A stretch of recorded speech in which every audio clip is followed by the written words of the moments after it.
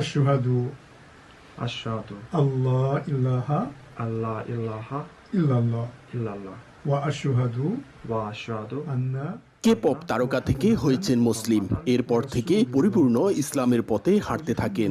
এবার জীবনের সবচেয়ে বড় চ্যালেঞ্জকে জয় করলেন দক্ষিণ কোরিয়ার জনপ্রিয় ইউটিউবার দাউদ কিম। স্বপ্ন ছিল কোরিয়ার মাটিতে মসজিদ নির্মাণ। গত 2 মাস আগে ইনচন এলাকায় মসজিদের জন্য জমি কেনার কথা প্রকাশ্যে ঘোষণা দেন দাউদ কিম।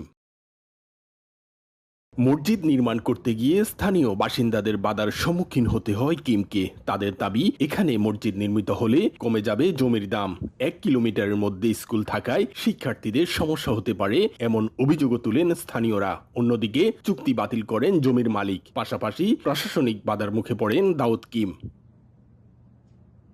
নানা প্রতিবন্ধকতার অবসান ঘটিয়ে অবশেষে সফল হয়েছেন দাউদ কিম। অনেক বিতর্কের মধ্যেও এই মসজিদ